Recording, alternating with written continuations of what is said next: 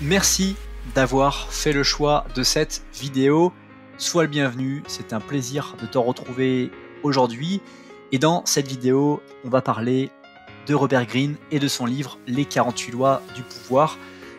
Si tu es devant cette vidéo, c'est que tu connais Robert Greene ou que tu viens de découvrir son livre Les 48 lois du pouvoir, ou alors ni l'un ni l'autre, mais tu es intéressé à savoir et en savoir davantage sur tout ça, et c'est ce que je vais partager dans cette vidéo. Mais juste avant qu'on se lance et qu'on parte dans tous les sens comme toutes ces vidéos que je réalise régulièrement, je t'invite à t'abonner à la chaîne YouTube en activant les notifications pour ne pas rater les prochaines vidéos et redécouvrir les vidéos les plus populaires. Aussi, je t'invite à apprécier cette vidéo pour m'encourager à reproduire ce type de contenu.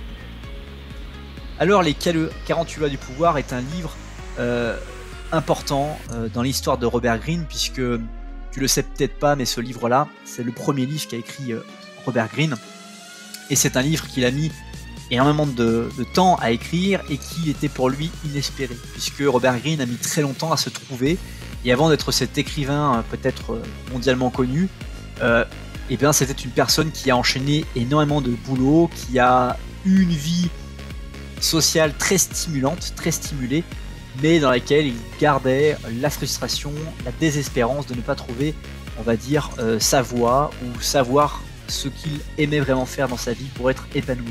Et donc ce livre, Les 48 lois du pouvoir, c'est une chance inouïe. Une rencontre un jour lui a proposé d'écrire ce livre et lui a laissé un temps pour écrire ce livre parce qu'il croyait en lui. Et donc c'est toujours la même histoire, hein. Il faut croire en toi avant que d'autres personnes se mettent à croire en toi, et c'est un peu ce que Robert Greene avait perdu, cette désespérance, et puis cette rencontre, l'opportunité qui a fait ce livre extraordinaire. Donc Robert Greene, c'est son premier livre. Donc ce qu'il faut noter, c'est que Robert Greene, ça a toujours été un fervent lecteur, quelqu'un qui a lu énormément de livres, notamment les livres de Sun Tzu, les livres de Clausewitz, les livres de Louis XIV, de hommes d'État comme Bismarck, Talleyrand, des livres de courtisans comme Castiglione, Gracian, des livres de séducteurs comme Ninon de Lanclos, Casanova, les escrocs, même les pires escrocs de l'histoire. Et ce qui est intéressant, c'est que Robert Greene, c'est pas une personne qui va s'arrêter à un livre pour se faire un avis sur quelqu'un.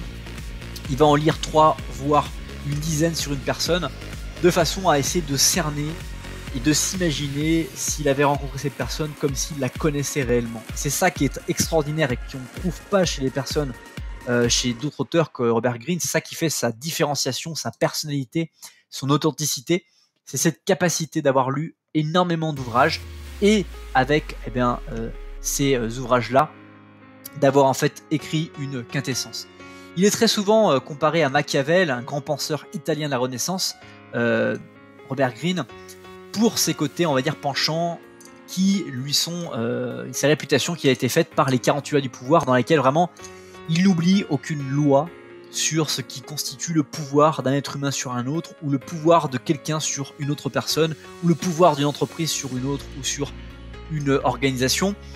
Et de manière générale, en fait, il a observé que dans l'histoire, il y a toujours une notion de pouvoir, de hiérarchie entre les êtres humains. Et comment cette hiérarchie se fait ? C'est ce qu'il est parvenu à écrire à travers ce livre-là. Et ce qui est vraiment quelque chose de frustrant, et c'est le démarrage en fait de ce livre-là, c'est que le pouvoir, d'une manière générale, dans une vie, on le désire, on le craint et on s'en protège. C'est-à-dire qu'en fonction des environnements dans lesquels on va se trouver, on va être stimulé par le pouvoir, soit à notre inconvénient, ou soit à notre avantage. Et donc, l'une des choses les plus frustrantes de notre vie, c'est d'avoir un sentiment de ne pas avoir de pouvoir sur les gens et sur les événements que nous rencontrons. Et donc, l'un des facteurs qui est aussi puissant et qui est un petit peu autobiographique, c'est que l'impuissance, ça rend malheureux, et c'est l'une des choses qu'a pu rencontrer Robert Greene quand il se sentait impuissant de trouver sa voie dans sa vie. Ça rendait vraiment malheureux. Et donc, d'une manière générale, personne ne réclame moins de pouvoir, tout le monde en veut davantage. Et donc Robert Greene s'est intéressé à cela, à trouver comment avoir les leviers du pouvoir, comment maîtriser des lois et également comment les partager. Donc dans ce livre, qui est absolument colossal. Hein. Si tu n'as encore pas touché un des livres de Robert Greene, déjà avant d'acheter le livre, ce que je te propose c'est de renforcer ta bibliothèque, parce que c'est un livre qui est extraordinairement volumineux, et c'est un livre qui est écrit avec des caractères, la taille des lettres, je crois que c'est du 8 parce que c'est vraiment écrit petit, et c'est vraiment une bible. C'est pas un livre que tu vas pouvoir torcher en une semaine, en une journée ou en un mois. C'est un livre qui va te falloir plusieurs mois pour digérer, pour pouvoir laisser infuser la philosophie. C'est un livre dont on a peur d'ouvrir les pages, parce que quand on commence à lire, on a l'impression qu'on n'arrive pas à avancer. Les premières heures de lecture, on a l'impression qu'on n'arrive pas à avancer, et c'est ça qui fait la puissance, parce que on va en fait ne pas savoir comment lire ce livre au démarrage, et il faut un petit peu s'éduquer à lire ce livre, parce que il est hyper frustrant à lire, parce que ça rend même malheureux, parce qu'en fait on se sent impuissant de se rendre compte qu'on ne sait rien. On va lire la première loi qui est sur la prudence, ne surpasser jamais le maître, et on va voir plein d'exemples de gens qui ont voulu surpasser leur maître, et que ça leur a posé en fait beaucoup de difficultés. Et on va voir plein d'exemples qui vont nous ramener à notre propre situation personnelle, et qui vont nous ramener à des expériences passées, des expériences présentes, voire des expériences futures par rapport à des environnements que l'on fréquente, dans lesquels on sait qu'on va progresser à court, moyen et long terme. Et donc d'une certaine manière, ce livre, il va te permettre d'apprendre toutes les lois de 3000 ans d'histoire. Et donc c'est un véritable manuel de la manipulation, que l'on soit victime ou que l'on soit un fervent acteur. Et il va analyser la quintessence de cette sagesse millénaire. Donc par exemple, pour essayer de faire court dans cette vidéo, parce que tu le sens dans ma voix, je pourrais en parler pendant des heures, certaines lois vont reposer sur la prudence, comme la loi numéro 1 que je te parlais il y a quelques instants, ne surpasse jamais le maître, parce que voilà, il y a plein d'exemples dans l'histoire qui montrent que c'est pas bon. Il y a d'autres qui demandent de la dissimulation, comme la loi numéro 7, laisser le travail aux autres, mais recueillez-en les lauriers. Donc comment réussir à faire cela, et comment les gens dans l'histoire de l'humanité l'ont fait. D'autres, comme l'absence totale de compassion, la loi numéro 15, c'est écraser complètement l'ennemi. Comment, et dans l'histoire, pourquoi certains ont fait, et qu'est-ce que ça leur a apporté. Voilà. Donc, d'une manière générale, toutes les lois de ce livre, elles trouveront des applications dans ta vie de tous les jours, que ce soit dans ton passé, ton présent ou dans ton futur potentiel. Et tu en es certain, le monde est une immense cour où se trament toutes sortes d'intrigues.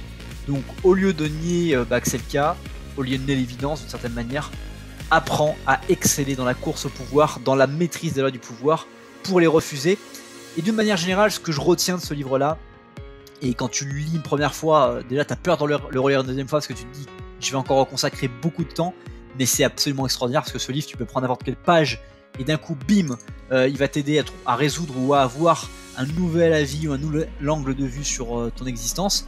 Mais d'une manière générale, ce que je trouvais extraordinaire dans ce livre-là, c'est le fait que tu vas apprendre à éliminer des comportements de pouvoir qui sont néfastes pour toi. Tu vas apprendre à atténuer quand tu ne peux pas les éliminer, les moyens de pouvoir. Tu vas apprendre à pouvoir renforcer des moments de pouvoir, des lois de pouvoir que tu as déjà, les renforcer dans comme si tu aiguisais des armes.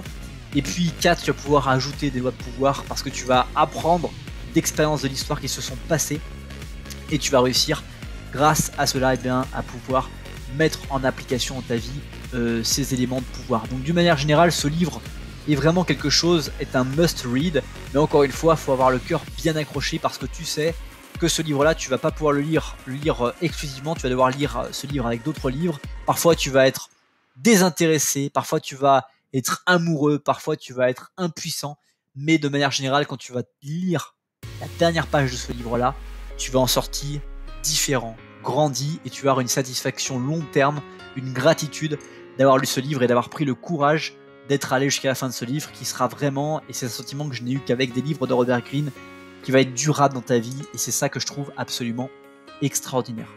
Ce n'est pas encore la fin de cette vidéo, juste avant que l'on se quitte, je t'invite à partager cette vidéo à une personne à laquelle tu penses. Tu as le bouton partager juste en dessous, tu cliques dessus et puis tu partages cette vidéo par WhatsApp, Messenger, Facebook, LinkedIn, ou le média social, ou le moyen le plus simple que tu as sous la main grâce à ce bouton.